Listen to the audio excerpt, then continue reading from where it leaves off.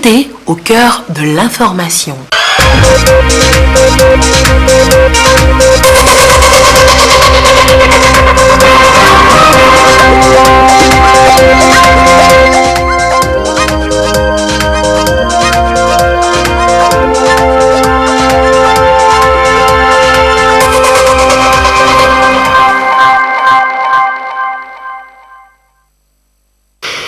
Il est 20h. Bonsoir à tous. Merci de votre attention.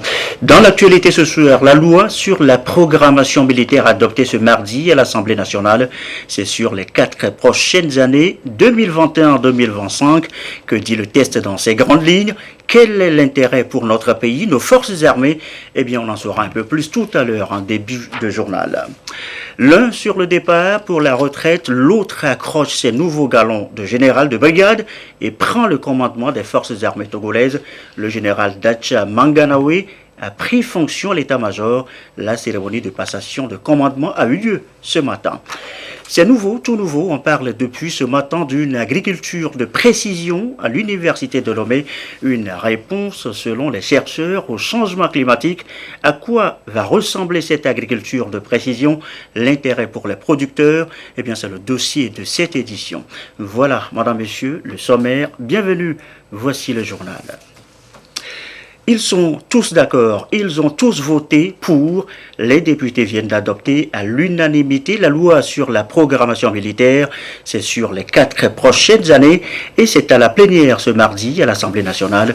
Le déroulement de la séance, le compte rendu, Augustin Cossy. Le ministre des Armées à l'hémicycle pour défendre la loi relative à la programmation militaire 2021-2025 au Togo. C'est une démarche inédite qui a tout son sens dans un contexte sous-régional marqué par la montée du terrorisme, de l'extrémisme et des criminalités de tout genre. Le gouvernement sollicite l'accord favorable de la représentation nationale pour prémunir le Togo contre l'ensemble de ces risques et menaces susceptibles de porter atteinte aux intérêts fondamentaux du pays. Et puisqu'il s'agit des questions militaires et de défense de l'intégrité du territoire, un examen minutieux de la part des élus du peuple est nécessaire. Ils examinent les priorités sécuritaires définies dans le texte, les grandes orientations fixées, les besoins de défense et les ressources prévues pour les atteindre. À l'issue de cette plénière, le Togo dispose d'une loi de programmation militaire pour les 4 prochaines années, premier du genre, une réponse aux défis économiques et sécuritaires. Dans un environnement économique de plus en plus difficile, il faut donc rationaliser et planifier les dépenses militaires qui sont lourdes mais nécessaires. Et ce, dans une démarche réfléchie, efficiente et progressive. Raison pour laquelle le chef de l'État, chef des armées, son Excellence Faure Essozimna Gnassingbé, a dans sa vision voulu une programmation pluriannuelle des dépenses militaires afin de sanctuariser les investissements et garantir l'effort continu et progressif pour doter de manière rationnelle et efficace l'ensemble des forces de moyens humains, matériels et logistiques nécessaires pour l'exécution de leurs missions régaliennes que sont la protection de l'intégrité territoriale et la sauvegarde des intérêts vitaux de la nation. Nous vous assurons donc que la mise en œuvre de cette loi se fera avec le plus grand professionnalisme et que chaque crédit alloué par cette programmation sera utilisé à bon escient pour atteindre les objectifs fixés. Des perspectives déclinées en 2 paramètres essentiels, examen régulier de l'environnement géostratégique du pays et évaluation périodique des capacités et attitudes opérationnelles dont disposent les forces armées pour l'accomplissement de leur mission. Pour la représentation nationale, c'est une balise pour relever le niveau de défense du Togo. À travers l'adoption de cette loi de programmation militaire, notre pays réaffirme l'objectif d'un modèle d'armée très performant pour répondre aux enjeux sécuritaires nationaux dans un contexte régional et international préoccupant. Partant de cette ambition, pour les armées à l'horizon 2025, l'adoption de ce projet de loi affiche clairement l'orientation de la politique de défense souhaitée par le chef des armées, son Excellence M. Faure Essozimna Gnassingbé, qui œuvrent inlassablement à la modernisation permanente des équipements et à l'amélioration continue des conditions de vie et de travail de l'ensemble des forces de défense et de sécurité. C'est dans ce sens que les principales indications chiffrées découlant des trajectoires envisagées sont adossées à des crédits budgétaires pour les missions de défense ainsi qu'à l'évolution nette des effectifs du ministère des Armées. À travers cette loi de programmation militaire, le gouvernement, sous la très haute impulsion du président de la République, donne à nos armées les moyens d'accomplir leur mission. Nous ne pouvons que saluer à ce titre la disponibilité des membres du gouvernement ayant permis de consolider l'esprit de la loi, son examen en commission et son adoption en plénière. Conscient du rôle particulier que joue le Togo, notre pays, dans la préservation et le rétablissement de la paix dans la sous-région, l'Assemblée nationale mettra tout en œuvre pour l'organisation du débat autour de la mise en œuvre de cette loi dans le cadre de l'information annuelle prévue par la présente. À ce stade, nous voulons saluer vivement la bravoure de nos forces de défense et de sécurité qui parviennent à maintenir la paix et la sécurité propices à notre marche vers la prospérité. Nos pensées vont également à nos soldats qui arborent vaillamment les couleurs nationales dans les différentes opérations de paix à l'extérieur. La loi portant programmation militaire est pluriannuelle et reste un pan du chantier de la refondation des forces armées togolaises entrepris il y a quelques années. Arrêt un moment sur cette loi de programmation militaire au Togo avec deux questions ce soir. Primo, quels en sont les grands axes? Secondo, c'est quoi l'intérêt pour notre pays, nos forces armées? Des questions, les réponses, Augustin Kossi. La criminalité en hausse, l'apparition de nouvelles formes d'insécurité, des défis qui interpellent les États et imposent une réorganisation des outils de défense. Même si le Togo jusque-là reste épargné, les menaces et risques ne sont pas inexistants. La piraterie maritime, la montée du terrorisme, la cybercriminalité. Des mots qui trouveront réponse dans la loi de programmation militaire 2021-2025 au Togo. Au bout des 6 dernières années, beaucoup de choses ont été faites. Une nouvelle organisation militaire territoriale a été mise en place. De nouvelles capacités ont été développées, de nouvelles unités créées. Tout ça pour donner une plus grande sécurité au Togo et aux Togolais. Cette première loi de programmation a pour vocation, d'abord dans un premier temps, au cours des 3 premières années de programmation, de réaliser tout ce qui n'a pas pu être fait dans le cadre de la refondation, aussi bien en termes de ressources humaines que d'équipements et d'infrastructures. Les 2 dernières années seront consacrées à la consolidation des acquis. Au-delà de ces aspects techniques, la toute première loi de programmation militaire au Togo reste un outil efficace pour instaurer un dialogue entre les hommes en uniforme et la population. La loi de programmation militaire a un avantage fondamental, c'est qu'il remet les préoccupations de sécurité au cœur de la discussion des institutions, mais aussi des citoyens. C'est faire en sorte que les députés, qui sont les représentants de la nation, qui puissent véritablement réfléchir avec nous sur l'ambiance de sécurité dans laquelle nous vivons, les menaces qui nous entourent, et puis les moyens que nous devons déployer pour faire face à ces menaces. De sorte que nos concitoyens se sentent en sécurité, qu'ils aient aussi une meilleure connaissance des hommes et des femmes qui se sacrifient pour nous. Et donc les rapports que nous avons avec nos frères et sœurs qui sont militaires, policiers, gendarmes, doivent changer. On va ouvrir les portes des casernes, que les uns et les autres aillent voir dans nos casernes qu'est-ce qui existe, côtoyer ces hommes et ces femmes que nous connaissons, faire en sorte que nous les voyons d'abord comme des hommes et des femmes qui sont comme nous, avant de voir la tenue qu'ils portent qui fait la différence avec nous. À cela vont s'ajouter la création de nouvelles unités pour faire face aux besoins sécuritaires, l'équipement des forces en moyens matériels et un nouveau découpage territorial et militaire, de nouveaux dispositifs pour assurer une gouvernance institutionnelle adaptée au secteur de la défense. Et l'adoption de cette loi programmation militaire à l'Assemblée nationale intervient 3 jours après la nomination, on vient de le voir, d'un nouveau chef d'état-major général des forces armées togolaises. Le général de brigade Dadja Manganawe a pris le commandement ce mardi, une cérémonie présidée par la ministre des Armées. Le récit est de Msoussouko. Côte à côte, le nouveau chef d'état-major général des forces armées togolaises, le général de brigade Dadja Manganawe, et le sortant, le général de division Abalo Kadanga. À la place d'armes de l'état-major général des FAT et conformément à la tradition, il passe en revue les troupes.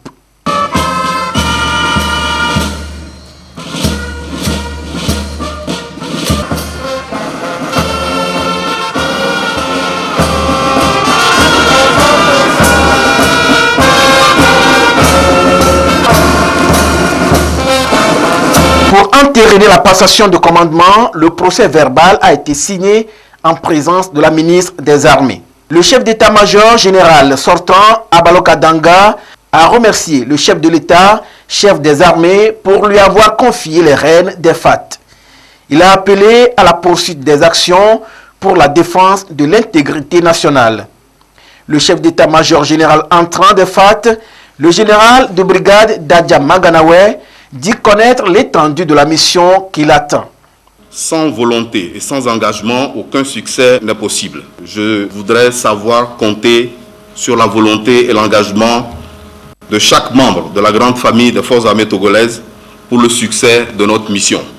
La ministre des Armées a exhorté toute l'armée à rester solidaire et disponible autour du nouveau chef d'état-major général. Général de brigade Manganawe Dadja, vous voilà ce jour investi à la tête des forces armées togolaises.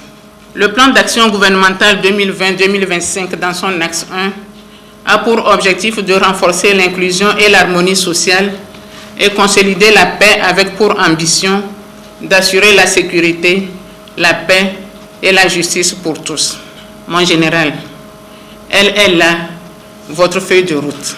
Le nouveau chef d'état-major général des FAT est formé à l'École nationale des officiers d'active à Thiès, au Sénégal, où il est sorti diplômé de chef section. Cet officier artilleur, issu de l'école d'artillerie de Draguignan en France, a servi comme préfet de Dankpen et par la suite nommé secrétaire général pour l'administration du ministère de la Défense et des anciens combattants, aujourd'hui ministère des Armées.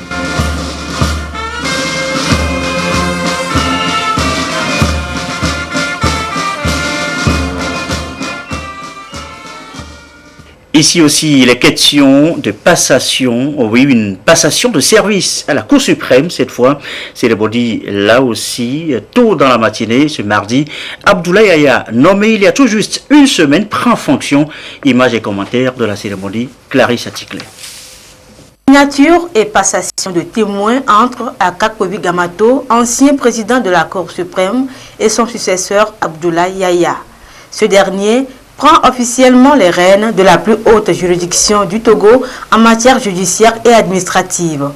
Le président sortant a saisi l'opportunité pour remercier le chef de l'État, Faure Zimnanya Singbe, pour la confiance placée en lui depuis 2012 et qui lui a permis de travailler pour la visibilité et la crédibilité de la Cour suprême.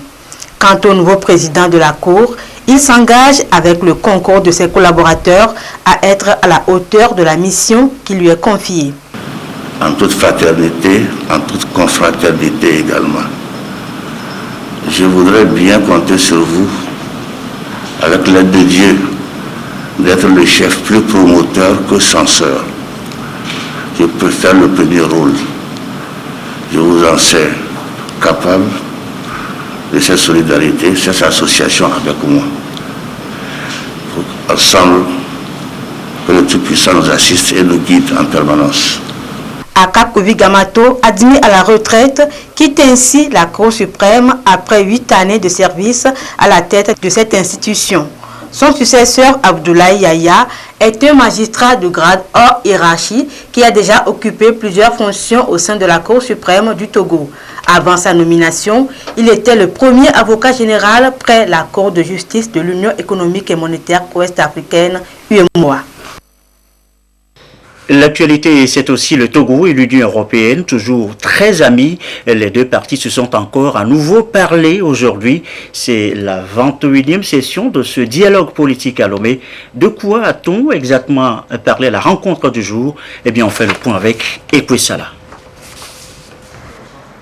21e session du dialogue politique entre le gouvernement et l'Union européenne. À l'ordre du jour, des sujets d'intérêt commun aux deux parties. Le social, la politique, la sécurité, l'économie, les différents domaines de coopération entre le Togo et l'Union européenne seront revisités conformément à l'article 8 de l'accord de Cotonou. Cette 21e session intervient dans un double contexte. C'est un contexte que nous connaissons bien. C'est d'abord le contexte de la pandémie Covid-19, ce qui nous enjoint d'en débattre au cours de ces dialogues et de trouver des voies et moyens pour une coopération sanitaire à la hauteur du défi que vous, Européens, vous partagez avec nous, Togolais. C'est, nous dirons, une occasion, à travers ce dialogue, de discuter de ces priorités avec vous, afin que nous trouvions ensemble les voies et moyens pour affermir et renforcer cette coopération entre le Togo et l'Union européenne. Une coopération encore plus novatrice. Un vœu également partagé par la partie européenne. À la fin des échanges, les questions liées à la pandémie du Covid-19, à la décentralisation, la gouvernance, entre autres, ont trouvé des réponses favorables de la part de l'Union européenne. On a abordé la question de la pandémie Covid. On a parcouru ensemble les différents défis, la réponse togolaise et les soutiens que nous avons apportés.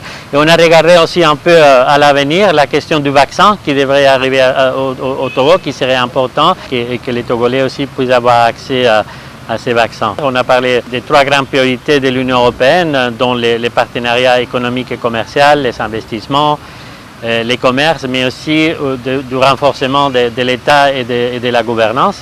C'est un agenda assez chargé, très fructueux et on est très satisfait de l'échange que nous avons eu aujourd'hui. Les travaux du présent dialogue devront contribuer au renforcement de la coopération entre la République togolaise et l'Union européenne. Ils annoncent une nouvelle ère dans les relations qu'entretiennent les deux parties il y a bien des années. Autre rencontre à évoquer ce soir, la réunion des ministres de l'Organisation africaine de la propreté intellectuelle, OAPI, 60e session ordinaire du Conseil, ce mardi donc à Lomé. C'est une session qui va plancher sur comment moderniser l'organisation, la cérémonie d'ouverture et les orientations données aux travaux par le ministre Kodjo Adedje du Commerce, représentant le Premier ministre. Ramdan Bassina, Christine Pétieki-Aloudé. Les 17 États membres de l'Organisation africaine de la propriété intellectuelle OAPI ambitionnent de faire de leur structure commune une institution moderne et performante. Ceci à travers le plan stratégique 2018-2022 adopté en 2017. À l'agenda de la réunion des ministres, les échanges ont porté sur des questions techniques d'intérêt pour les usagers. Il s'agit entre autres des états financiers, des textes devant régir la vie de l'organisation et du budget pour l'année 2021. Mais déjà, les ministres ont une idée claire des acquis. S'agissant de la production, grâce à la réorganisation du travail et l'utilisation des outils modernes de communication, le niveau de production des services a été maintenu. Au niveau des infrastructures, la mise en place d'un système d'information stable et performant a connu des avancées significatives avec un taux de réalisation de plus de 50%. S'agissant de la dématérialisation de nos procédures de dépôt de demande de titres, la phase test du dépôt en ligne est achevée, tout en ayant à l'esprit la persistance de cette pandémie en 2021.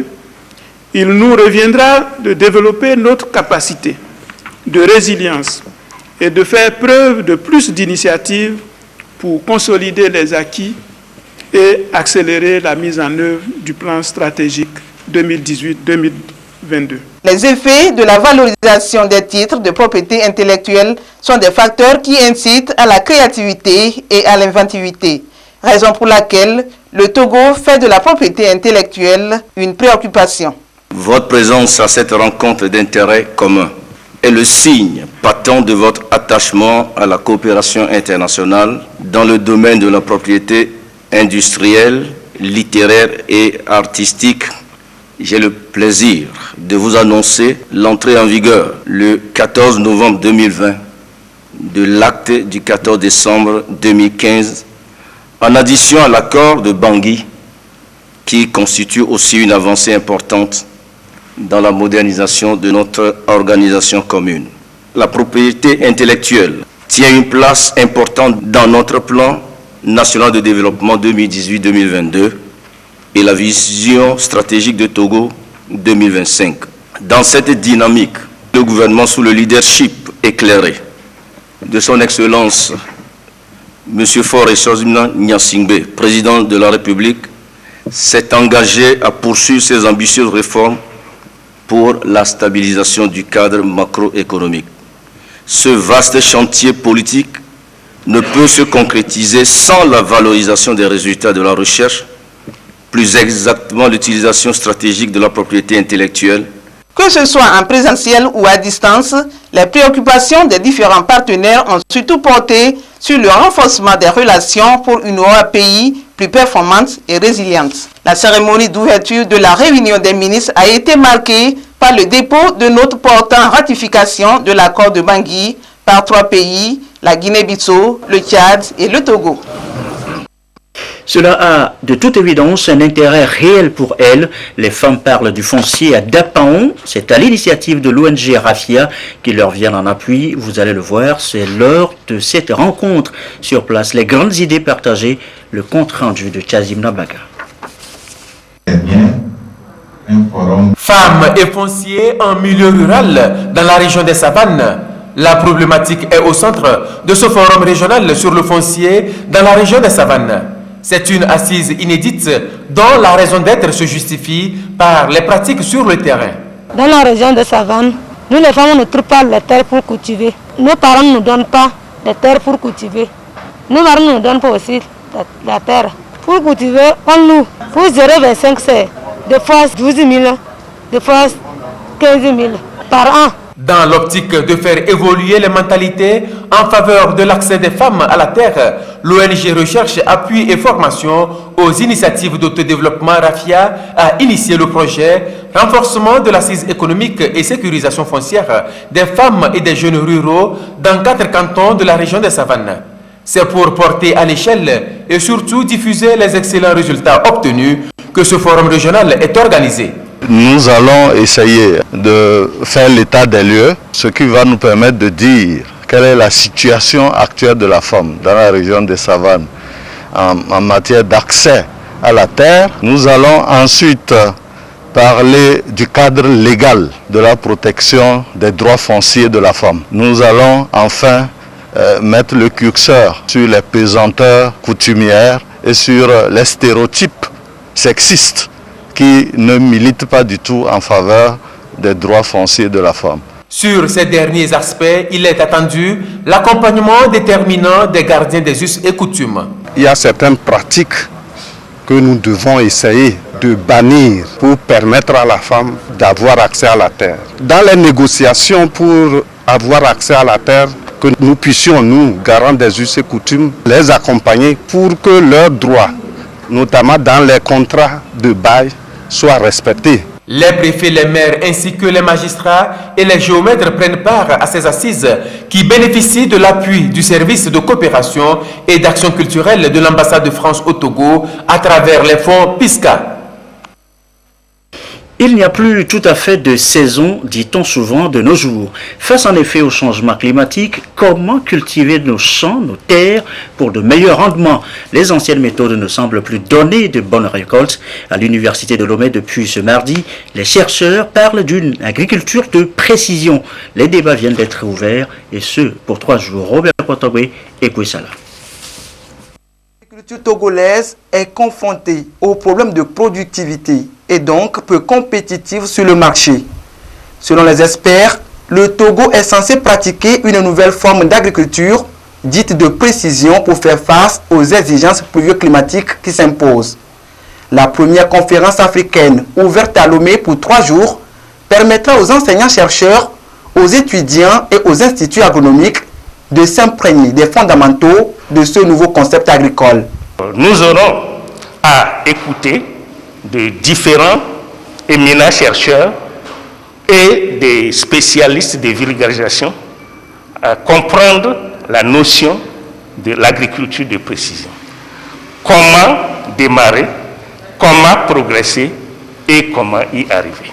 Sur l'ensemble des pays africains, seuls 14 pays ont été retenus au vu de leurs expertises dans le domaine.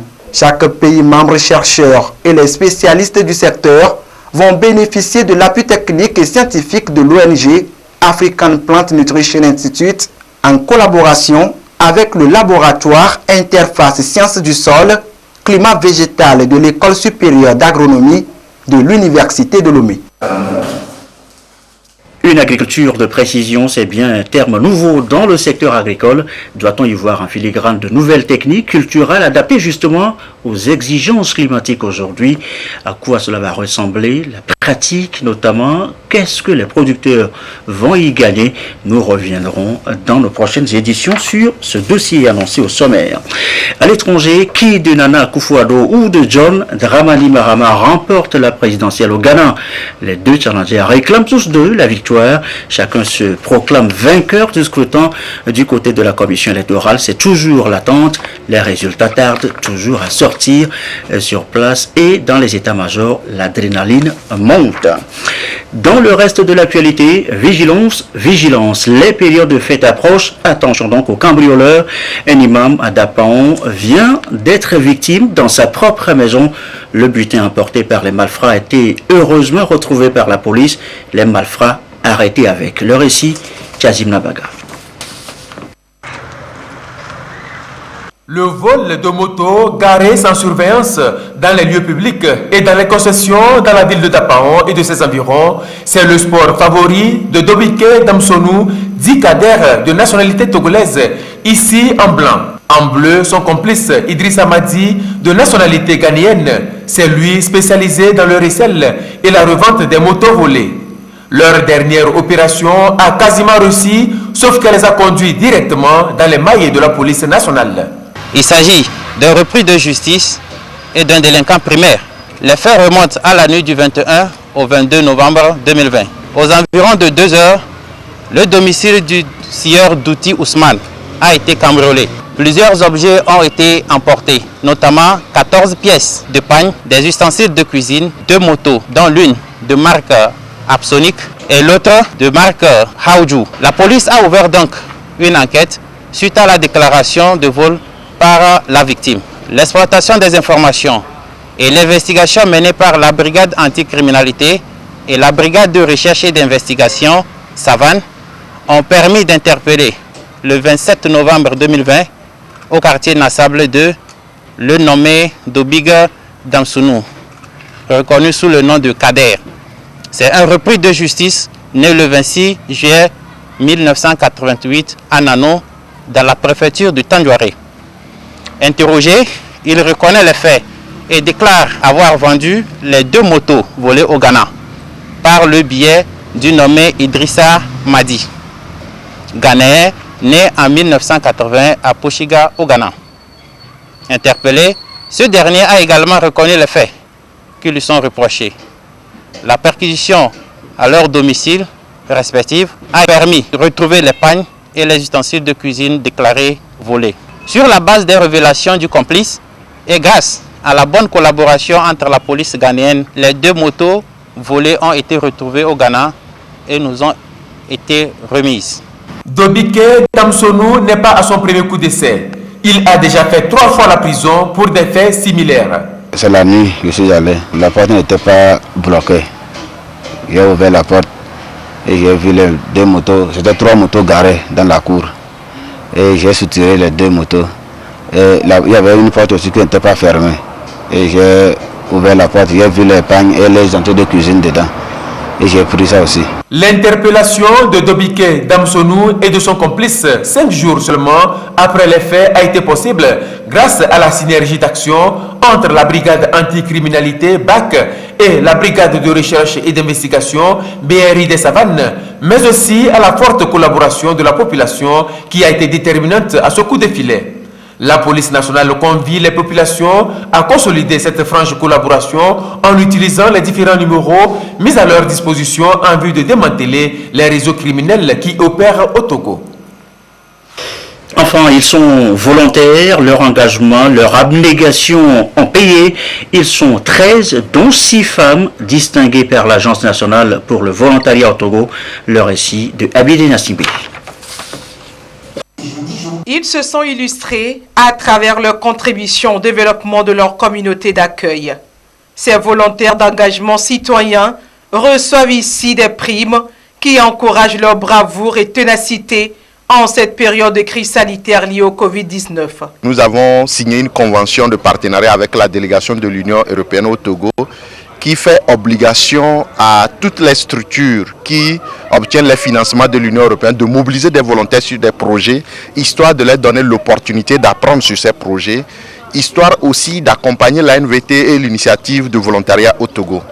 Donc aujourd'hui, nous avons donné 3 prix.